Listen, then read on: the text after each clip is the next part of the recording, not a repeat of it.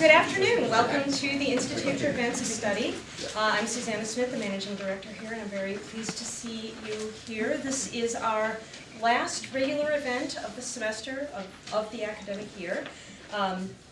And for those of you who are not on our email list and would like to be, we have a sign-up sheet right outside the door.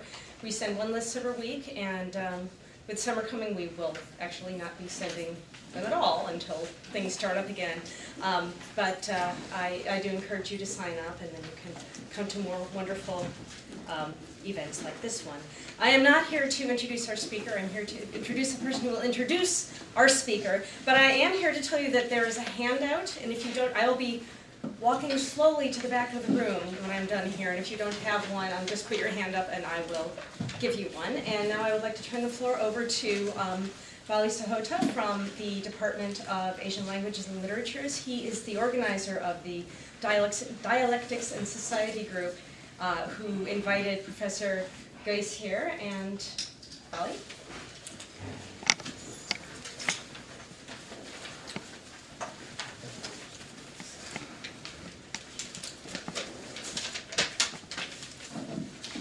Thank you.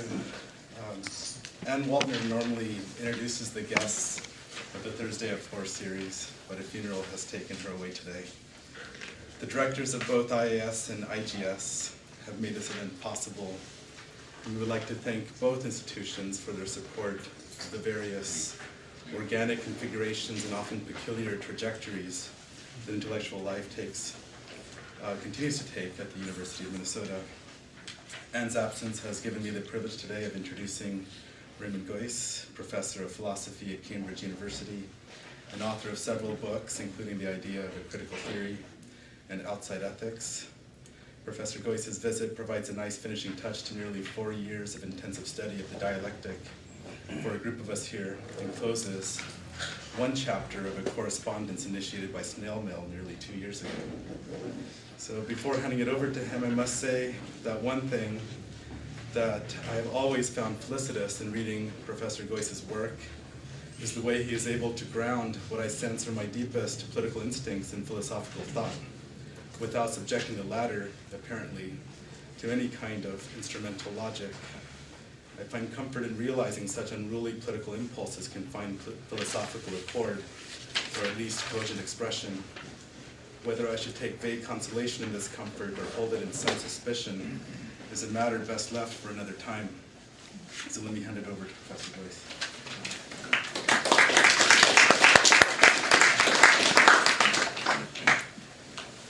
Hello.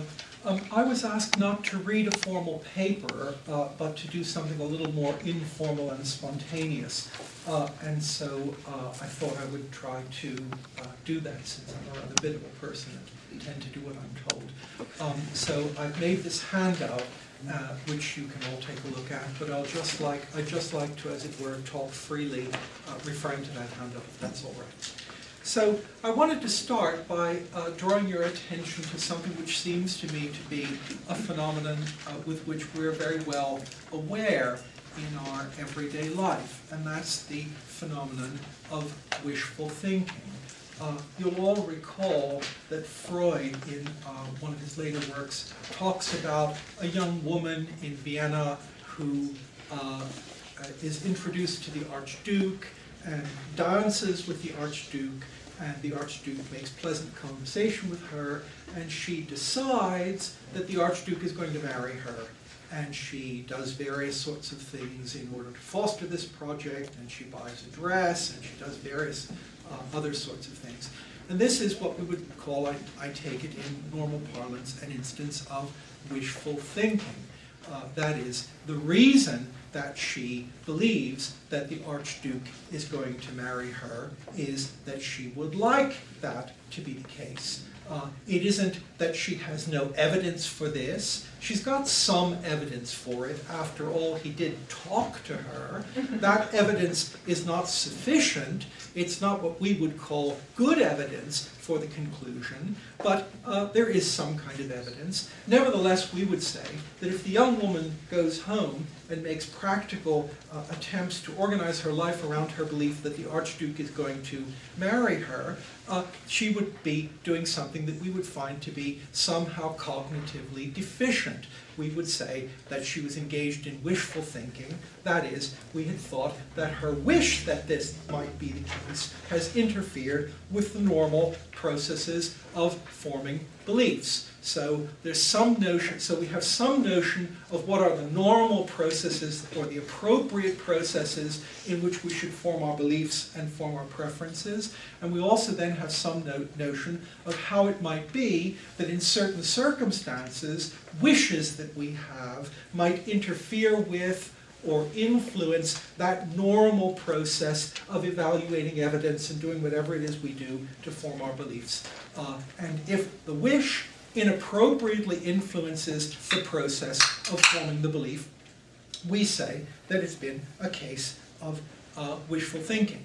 Now, of course, that presupposes that we have some idea of what it is for a process of forming belief to be normal, and it presupposes that we have some idea of what it means to say that the wish structure has inappropriately, as opposed to appropriately, influenced the process by which we generate beliefs. And this, in turn, can give rise to a certain theoretical attitude which is plausible, but I think not in the final analysis tenable, namely to the idea that there is, on the one hand, cognitive processing. There's on the one hand some way in which we try to discover what the nature of the world is, and on the other hand there are our wishes and preferences, and the two things are completely distinct from each other. So you might think that this presupposes that the two things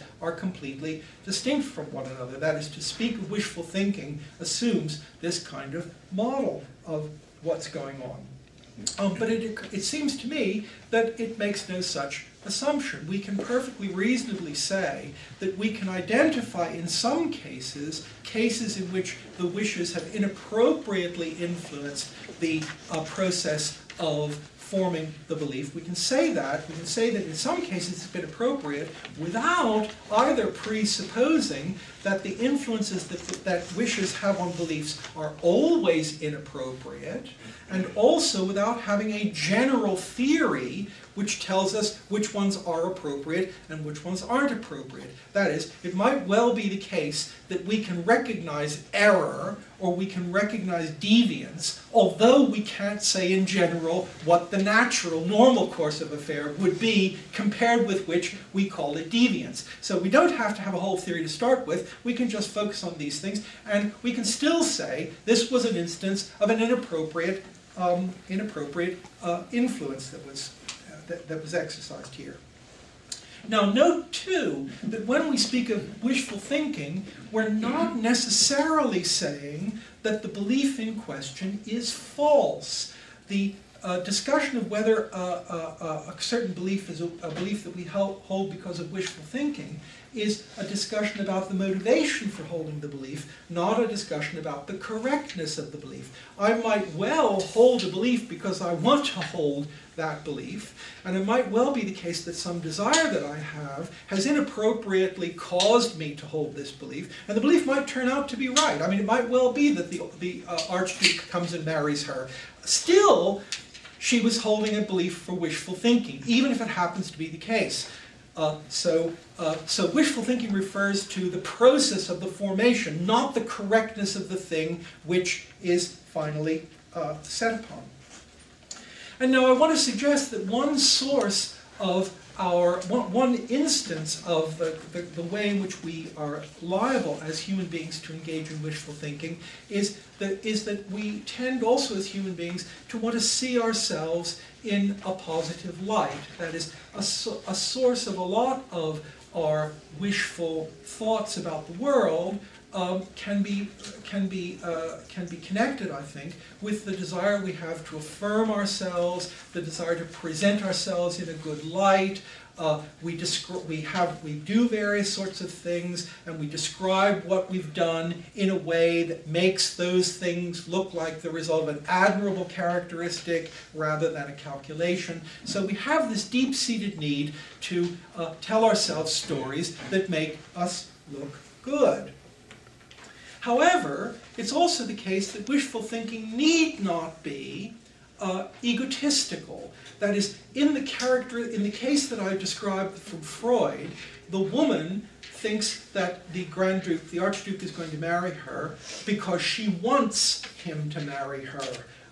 And so the desire is somehow a desire for something that's good for her.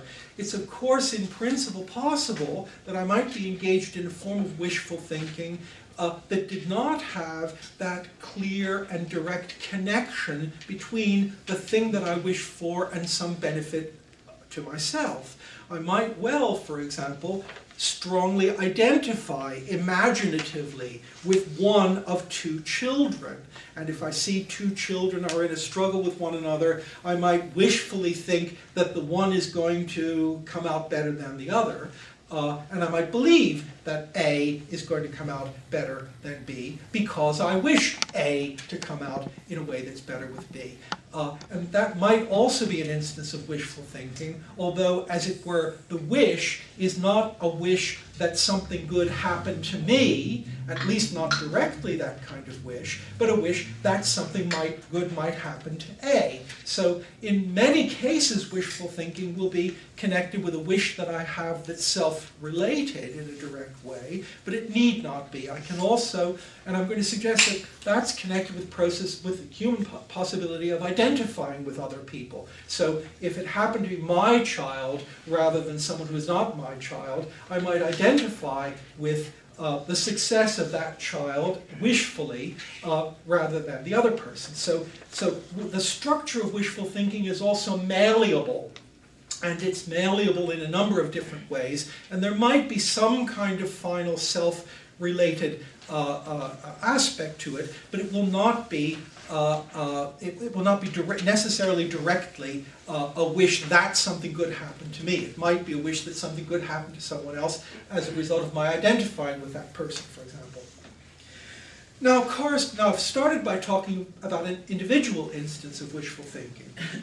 But of course, corresponding to the individual cases, you might think there are collective cases too. It isn't just that I wish that something be the case because it reflects well on me, but it might also be a very deep fact about human beings that we wish to see ourselves in a certain way. We wish to be good people. We wish to be seen to be good people. We might have various wishes about ourselves, and those wishes might interfere with our ability to perceive certain things about ourselves, or interfere with the possibility that a society has to think clearly about itself in a way that's somewhat similar to the way in which the desire on the part of the young woman interfered with her ability to see that the Grand Duke was simply being polite and not actually interested in marrying her.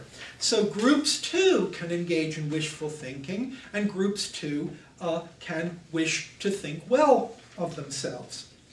And I merely point out that it isn't out of the question to think that in many cases these forms of groups' desires to think well of themselves might be even more difficult to deal with than the cases of individuals wanting to think well about themselves. Because of course groups have at their disposal all sorts of social psychological mechanisms for enforcing conformity, which I don't have in my own case. It makes a big difference whether I would like to think well about myself, or I am a member of a group, and the group has a newspaper, and everyone in the newspaper says this is the right way to think about things. You know, we have the empire, and Britain. I mean, we have the empire. We had the empire, and etc. And it was a good thing, etc., etc., etc. So the forms for reinforcing that kind of wishful thinking on a collective level might make them even more difficult to shift than in the case of individuals. I'm saying that's an open empirical question. I'm not saying, I don't want to prejudice that in any way. Now I want to distinguish wishful thinking from two other things with which you might connect it, but from which I think it should be distinguished. And the first thing I want to distinguish it from is ideology. That is, I want to say that the basic intuition behind the old concept that people used to have of ideology was the intuition that a society was a self-reproducing mechanism of a kind. That is, a society wasn't just a group of people, it wasn't just a group of people who were trying to do something together, it was a group that was trying, among other things, to reproduce its own structure, reproduce its own values through time. And that this is an important component of what it is to be a society. It's a continuing enterprise through time, which is attempting to maintain itself through time as having a certain kind of identity. And I want to suggest that to think about ideology is to think about one of the ways in which such a process of maintaining oneself through time might be effected. Namely, that one of the ways in which a society might reproduce itself in time is to have people, to secrete around itself certain conceptions that have the property that if enough people believe in those conceptions, believing in those conceptions on the part of a large number of people will contribute to allowing the society to go on and do the sorts of things that it has done in the past. And so concepts like the particular concept of justice you have, the particular kind of notion of merit that you have, I would say the particular conception of rights you have, can be seen as ideological because they can be seen as concepts, the basic function of which, or they can be seen as being concepts, part of the function of which is to allow the society to reproduce itself smoothly. And such concepts are characteristically more or less accepted by people, even though they don't necessarily benefit those people directly. And that's what I want to say is one of the differences in structure between a concept of ideology and a concept of wishful thinking. Characteristically, in the case of wishful thinking, I will think about something, I will have a wish that's connected to my own benefit or connected to the benefit of someone with whom I identify. Characteristically, in the case of an ideological conception, the ideological conception will be one that I accept, despite the fact that accepting that conception is not in itself connected with satisfying any interest that I have. Characteristically, it will satisfy the interest of some other group. So in the traditional Marxist version, it isn't that the members of the proletariat accept a certain ideology because it benefits them. In fact, they accept a certain form of ideological thought, despite the fact that accepting that form of thought benefits a completely different group in society. So owners, for example, benefit from the concept of a property right more than non-owners do. And so now I want to say that the basic concept of ideology is connected with the notion of interest, whereas the concept of wishful thinking is connected not so much with interest as with desire. So a wishful thought is a thought that satisfies my desire. An ideology is a conception that functions to support someone's interest. And so I want to say that means that there is, at least prima facie, rather a difference between these two things. I want to distinguish, of course, very strongly between a desire, an interest, and a need, right? Where a desire is some kind of psychological entity. It has something to do with what particular people or particular groups of people want. It's a motivational property of things. An interest is a theoretically specified, abstract notion of what it would be good for a person. So I might desire what is in my interest, but I might not desire what's in my interest. There might be all sorts of things that were in my interest that I didn't actually desire. And there might be all sorts of things that I desire that were not in my interest. So interest is connected with some abstract specification of that which is good. desire is connected with something that actually motivates me in a particular way. And I want to distinguish both of those from the concept of a need. The concept of a need is the concept not of something that I desire, and not even of something that's in my interest. Something that's in my interest is something which would be good for me.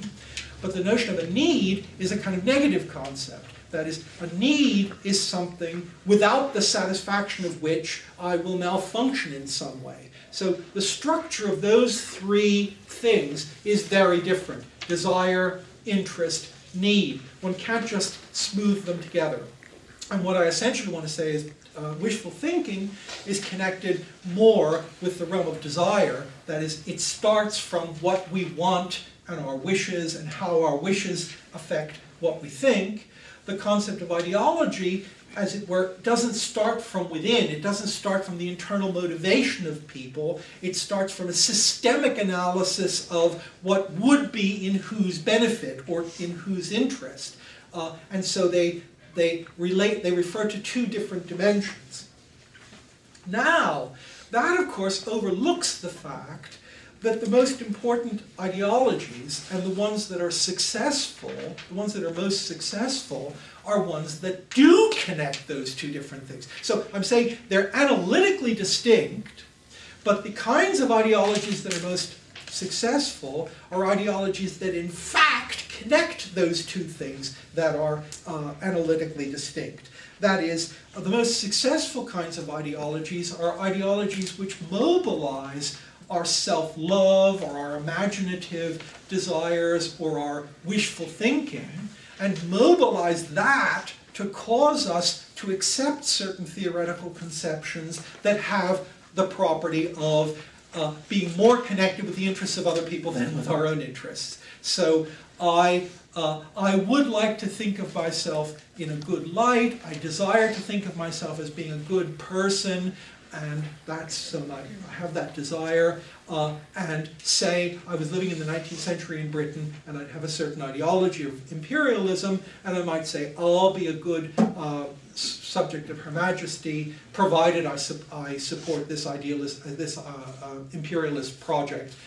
And so you get a connection between those two things. And the most interesting cases, and the most successful ones, are ones that connect those two things. And therefore, it's also extremely important to analyze how that connection works in concrete cases.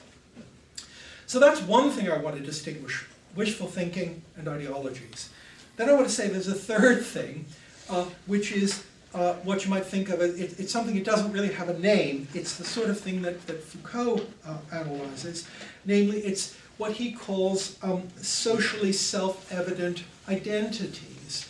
That is, Foucault thinks that if you think about human societies, another thing that you'll notice is people don't only have forms of wishful thinking, and they also don't only have forms of ideological thinking, but we all accept certain kinds of stereotypes. We all take certain connections between things to be natural or rational or well-grounded, or we take certain things to go together naturally. So we think that democracy and liberalism, as it were, form a natural unit. Or in Foucault's case, he thinks that people had conceptions like the conception of the homosexual, which was the idea that certain different character traits came together and fit together naturally. Or we think that Catholicism is what it presents itself to be, namely a coherent, internally coherent single structure. Catholicism is one thing. And now, and so it has the property of putting together different things, and those different things are put together with the social appearance of being self-evidently things that belong together. So it's self-evidently the case that if you believe in the infallibility of the Pope and you believe in monogamous marriage, you will also believe in prohibition on abortion. They're different things, but they belong together somehow. And they belong together as a kind of self-evident unit. And now Foucault, but other people before him, have said that there's there's a task, which is the task he calls the task of genealogy, and that's the task of giving a kind of historical account of the way in which these things which seem to be obvious synthetic units, in which different things that belong together naturally or belong together rationally, there's a historical account in which you show in which those things which look as if they naturally fit together actually do not naturally or normally or rationally fit together. You tell the story of the way in which the different elements that are put together in a certain kind of social identity originally had different origins, had a different history, were in fact perhaps incompatible with each other, and you tell the history of the way in which those different elements came together to form the single unitary thing. I mean, we all know that the doctrine of the prohibition on abortion doesn't get established in Catholicism until, everybody should know, until the Middle Ages, right? In the early church, there's no discussion of this, and it gets going as a result of Thomas Aquinas's views about various sorts of things. So if you put Thomas Aquinas into the equation, then you get a certain kind of thing. But so genealogy tells this story, and it tells the story of how these elements are distinct, and also it tells the story of how they come together, but it tells the story of how and why they come together in a contingent way. There's nothing natural about them. There's a contingent conjunction of them, and the history of their coming together is a history in which there are both some rational but also some power-related elements. Those elements come together not because they go together naturally, not because they go together rationally, but because there are powerful institutions that are operating that pull them together, a series of institutions that pull them together. And the operations of those institutions are not, as it were, merely exercises of power, but they're exercises of a funny combination of power with a kind of rationality. And what Foucault says is if you then do a genealogy of these things, like contemporary Catholicism or the things he was interested in, the delinquent or the frigid woman or the homosexual, if you do the genealogies of these things, it isn't that you'll, as it were, refute anything. It isn't that you'll refute anything.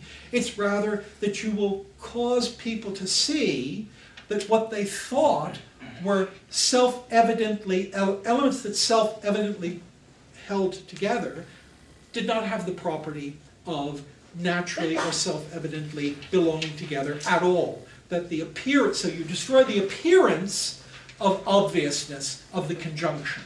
Now, you can destroy the appearance of obviousness of the conjunction and still hold to the conjunction. You can say, yes, it's true, those two things came together through this accidental process. But that's great, that's fine.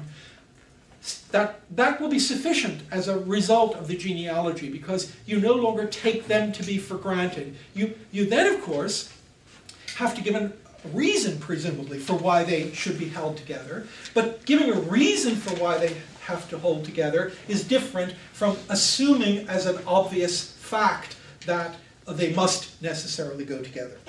So, okay. And now there's an obvious connection between this kind of wishful thinking and ideology, and wishful thinking, ideology, and these socially established identities. Now, I'm on the second page of my handout. So what's the relation of all of this to politics? I want to suggest that if you look at the political and social world in the above way, that is, if you look at the political and social world, you see these three things out there: ideological thinking, wishful thinking, and these things which are the self-evident forms of socially accepted forms of identity. If you see those things out there, and you see them as, roughly speaking, somehow potentially problematic, you don't see the social world as natural, you don't see the social world as obviously good. You don't think that we naturally think about the world in a healthy way. You think that there are potentially grave problems about the way we think of the world. Potentially, it might be the case that we're being wishful in thinking about the world, the social world in particular. Potentially, it might be the case that we're thinking about the social world or the political world in a way that's ideologically determined. Potentially, we might be thinking about the world in terms of apparently self-evident unitary categories which turn out on historical inspection to be no such thing. If you think that's a danger there, then you're unlikely, it seems to me, to approach political philosophy in the way in which a lot of political philosophers, contemporary political philosophers, approach the subject. That is, you'll be unlikely to approach the subject by thinking that the way to go about it is to think about what moral intuitions we have. So, what do we think justice is? Let's think about what we think justice is. And now let's get a coherent theory of justice. And then let's apply the theory of justice to the world. And that's the right way to go about it. You think, what human rights do we have? Let's think about that. And then let's apply it. That's not going to be a way of going about, that order of going about thinking about the world is not going to recommend itself to you if you think that there's a possibility that these concepts like justice or human rights or any of these things might conceivably be bad starting points for getting a cognitive grasp on the world, because they might be forms of wishful thinking, they might be forms of ideological thinking, and they might be forms of these apparently self-evident unitary constructions which, however, on historical reflection turn out to have nothing unitary about them at all. If you think that's a possibility, you're unlikely to go down the road, that road. As you know, just this example, as you know, the ancients thought that it was absolutely intuitively clear that the most unjust thing in the world would be to treat a slave well. Because obviously justice required that you treated everyone equally. Namely, every slave as like every other slave, and every free person as like every other free person. And slaves and free persons were obviously distinct, and so therefore it was obviously unjust to treat a slave like a free person. Just as it was obviously unjust to treat a woman in the way you treat a man. So for them, if they start from the intuition of what is just, their intuition of what is just is, one thing is just for women, one thing is just for men, one thing is just, one way of treating slaves is, one way of treating people is just if it's a slave, one way of treating it is a person. And whereas we're not going to, if you think about some of these cases historically, you're not going to be very likely to assume that our intuitions about what is just and what is unjust, if they're unreflectively accepted, have any greater reliability than what we take to be the reliability of their intuitions about it. You're going to think that you might start in a different way. You might not start from the intuitions, but you might start by thinking about the society, thinking about the way in which different conceptions play a role in that society, and thinking historically about where our intuitions came from and where the concepts we use came from. Now, I'm on my Roman 4 on the second page. So I use this term, which I made a mistake in using it, I think, but it's too late now. I use the term realism to refer to kind of another approach to political philosophy. And I use the term to refer to a kind of way of approaching political philosophy that's reflective about those three dimensions. So a realistic political philosophy is one that tries to dispense with wishful thinking.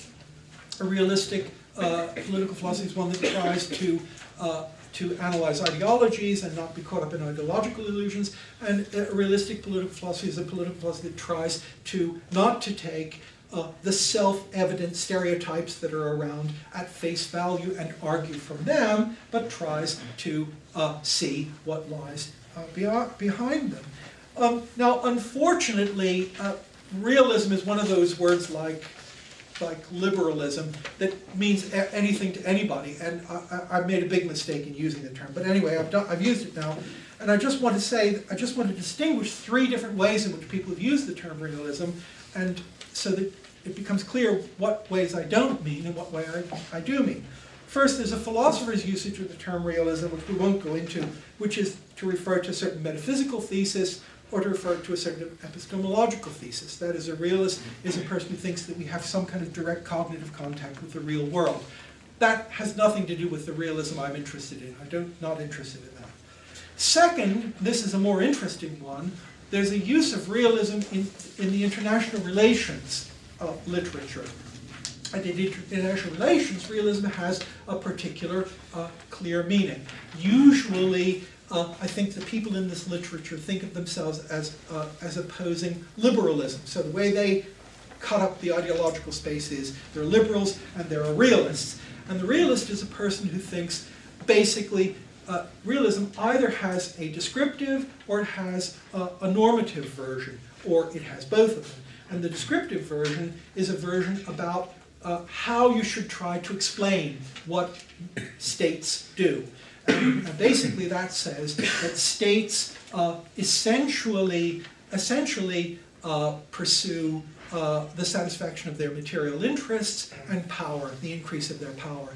That's what they do. And therefore, if you want to explain what happens in the international world, the explanation of why state A did that will be an explanation that will not refer in the first instance to the fact that that was a just thing to do, but it will refer to the fact that state A or the agents involved in directing state A thought that by doing that they would increase their power or they would satisfy their material interests. So it's a thesis about what the proper form of explanation is. Don't explain why they invaded Iraq by references to some democracy.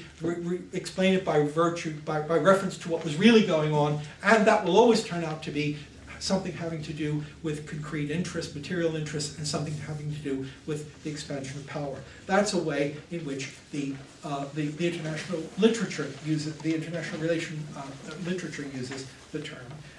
And then there's a normative version of that. That's the explanatory version. The normative version is not only never explain things except by reference to this, but that's a good thing. You know, you as a politician, your job as a politician is not to satisfy your own moral requirements. If you are elected as a politician, you're not there, as it were, to save your own conscience. You're there to do what is politically required, and what is politically required is to do what is necessary in order to advance the material interests of the people whom you represent, and what is necessary to increase the power of the people you represent in addition. So that's the international relations sense of this. Now the third use of the sense of the term realism is realism as opposed to utopianism. There too, a realist is a person who has a certain second-order principle, which is the principle of only doing those things which are in principle doable at the time. That's what a realist does. A realist is a person who thinks only do those things which are doable, only try to do those things which are doable. Or there's an even stronger version of that. Only aspire to do those things which are actually doable in the circumstance. And a utopian is anyone else. Now, I merely point out that both of these usages, that is both the international relations usage and the realism usage, depend on a very, very strong set of further assumptions. For example, the further assumption that you can distinguish between what is in my material interest and something else, or what will actually increase my power and what will not. If those distinctions are not clear, it's not clear that realism, in the second sense, makes a lot of sense. If certain if being seen to be realizing certain ideal values is itself a way of increasing one's power in the political world, then this whole way of talking about it doesn't make sense. Similarly, in the case of realism as opposed to utopianism, what does being doable mean? Does being doable mean doable by me, by Raymond? Now, if I'm a realist, only if I do what's doable by me, I'd be dead. I'd be dead very soon. Does wanting to do what is doable by me mean by me and my friends, by me and the other people who are citizens of the United Kingdom, by me and the other people in the European Union? So what does doable mean? Does it mean doable at the moment, doable in the long run, doable by whom, doable under what circumstances? So again, the distinction between realism and utopianism depends on having a relatively clear idea of what doable by whom in what situation is. And of course it's not obvious that that is at all a determinate concept, because partly because what is doable by me depends in part on what I think I can do. And so the idea that I can distinguish between what's doable by, the idea that I can, as it were, first of all decide what's doable by me, and then decide what I will aspire to do, doesn't make a lot of sense. If what I can do, what's doable by me, depends in part on what I want to do. So that distinction doesn't necessarily make a lot of sense too. So the philosopher's uses of realism, the international relations use of realism, and the realism as opposed to utopianism. Three versions of the term of the use of the term realism. Now, my use of the term realist isn't either of any of those, right? My use of realism is not as the opposite of utopianism, but as the opposite of wishful thinking. That is, I'm saying you're a realist if you don't engage in wishful thinking. But of course, to be against wishful thinking is not to be against having wishes. I mean, I'm not saying that, as it were, wishes are not important, or imaginative aspirations are not important. What I'm saying is, it would behoove you very much not to allow uncontrolled not to allow your wishes in uncontrolled ways to dictate to you what you believe is the case. That's completely compatible with thinking that wishing is perfectly fine, and even utopian wishing is completely fine. So I don't use it in the philosopher's sense, I don't use it in the international relations sense, and I don't use it in the way in which it's opposed to utopianism. Okay, now, just at the end, 3 objections to this, and 2 of them, I think, are non-starters, and the third is an objection, so to speak, not to me, but to life. And so I think that's all right. The first objection is, there's no such thing as completely non-wishful thinking, because all thinking, somehow, to make sense, must be embedded in some context of human desires, even to make sense. So there isn't any such thing as non-wishful thinking. All thinking has to have a kind of projective component. It has to be, in some sense, go beyond what's given. It can't otherwise operate. And if this is unavoidable, then the notion of a completely realist view is incoherent. But to this, I'm afraid I just have a kind of, this is not a philosophical reply, this is just a kind of common sense reply. So we're all eventually going to die. Does this mean it makes no sense to try to cure the sick? I mean, even if one grants that, there's some very basic level at which we couldn't realistically attempt to gain cognition about the world if that cognition was not embedded in a larger context, which was a larger context which had a voluntative component. Even if we grant that in general, it doesn't follow that in every particular case it might not be the case that we could say that yes, in general you couldn't think about the world at all unless you wanted, for example, to act in the world. That's true in general. But still, you, Fräulein so-and-so, you think that the Archduke is going to marry you because of this. So I want to distinguish there between the global, a global account of this and the particular account you might give in a particular case. And I want to say that seems to me to be sufficient to go on with this. It might be impossible for me ever to rid myself completely of wishful thinking, but it doesn't follow from that that I shouldn't make any attempt ever to control what it is that I think about the world and what I believe about it. Second objection is excessive versions of realism are ideologically motivated, and they amount to no more than a call for people to reduce their aspirations and not disturb the status quo. That is, this is a kind of objection that you'll find again and again. The people who call for realism are not actually calling for you to get a correct understanding of the world. They're actually telling you to reduce your desires. Don't want so much. Keep your desires as minimal as possible, and that's something which you can then connect with various interests that people in power might have or might not. Now, this might sometimes be true, but again, look at the instance that I cite above. Rejecting wishful thinking doesn't necessarily mean arguing for a diminution of desire, but only for a distinction between desire and reality. So I can perfectly well say, don't engage in wishful thinking, without saying that it follows from that you should reduce the level of your desire or the level of your aspiration. They are two different things, it seems to me. So neither of them seems to me to go anywhere. The third one, surely wishful thinking is sometimes something positive, motivating us to do valuable things that we would otherwise not find it in ourselves to do.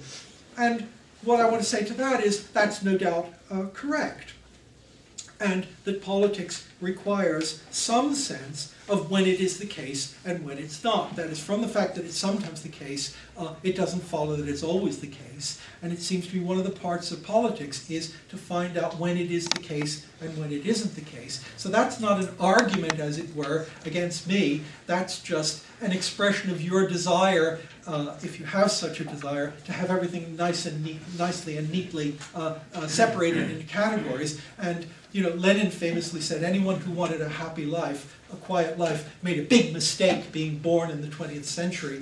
And so I would say equally, if you want to have a hard and fast criterion for when it's right to wish for something and when it's not right to wish for something, you want a hard and fast criterion for that, you've been born as the member of the wrong species. I don't think one has to solve that as a question. That's part of the human condition. It's not an objection to a particular view. So this is not a general argument against trying to control our tendency to wishful thinking. So, that's 50 minutes. That was what I was asked to talk for. So that's what I prepared. So thank you for listening.